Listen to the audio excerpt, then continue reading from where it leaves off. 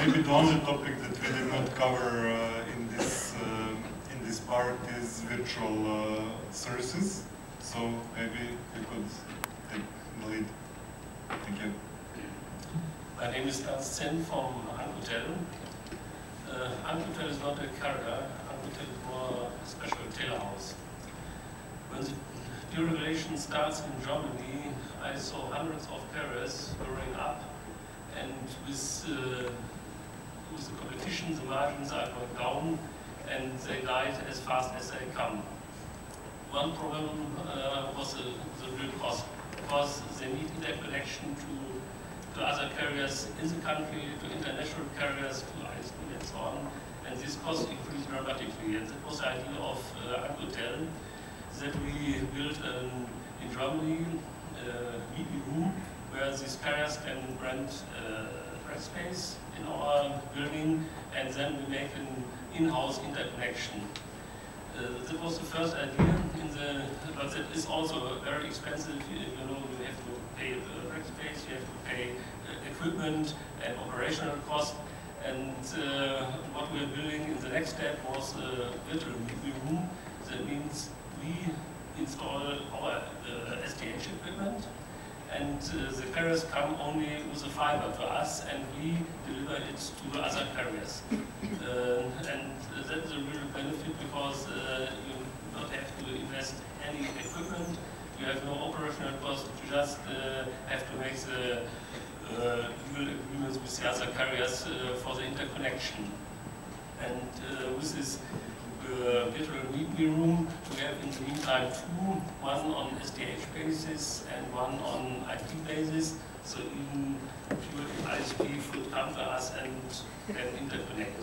We don't want to make competition to the German Day6. We have a partnership with them. We can transmit the traffic to Day6, but even for direct interconnection, you can do it also on IP basis. And what is a real benefit? In the meantime, we have in Frankfurt more than 400 carriers with nearly 40,000 interconnections, and that is going very fast. We can do virtual interconnection in less than 1 week.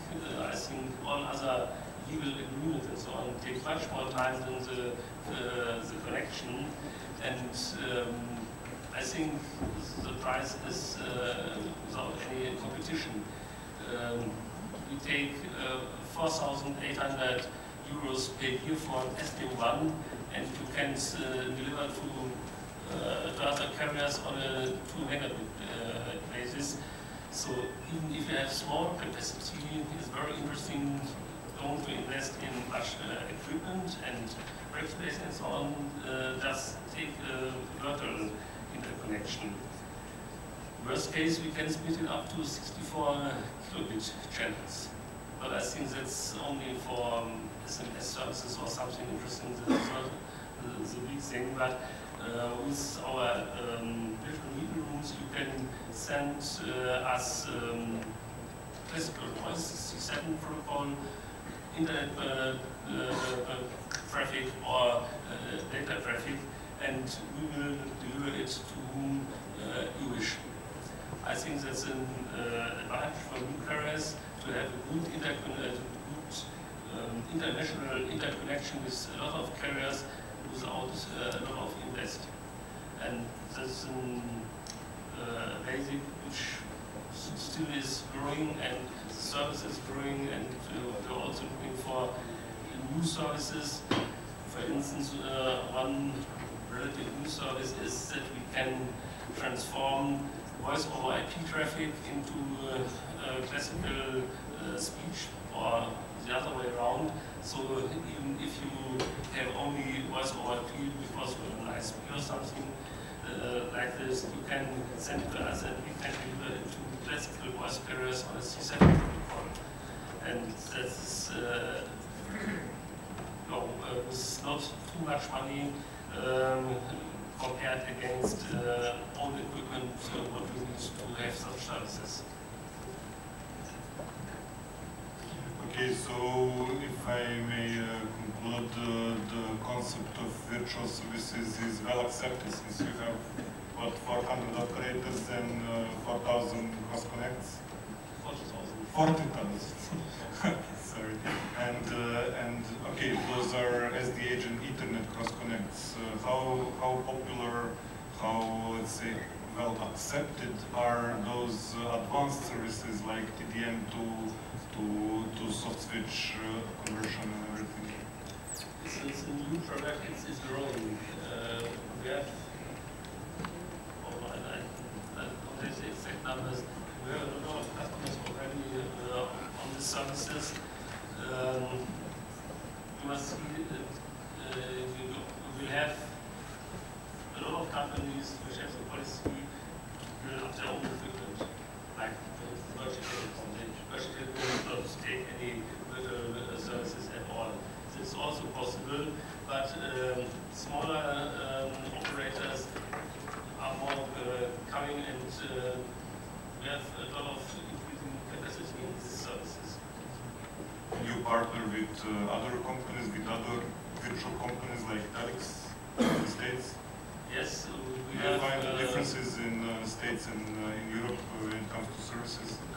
We have some agreements, so we have possibility. We have the subsidiaries in London, in Hong Kong, and US with the Telex, but we see the US market so big that we just start an own house in Long Island with an own link to US that we make, say, a copy of Frankfurt in Long Island in US. And that's I think if the market is enough regulated and free access to such points, and the market is big enough, that makes sense to make different parts of like Frankfurt. Okay, one more question, if you allow. Do you see the market moving toward carrier Ethernet interconnections, or is it still TDM that rules the world? I think the market is going to IT services and voice over IP. I think it's only a question of time until you can switch off to the Okay, thank you.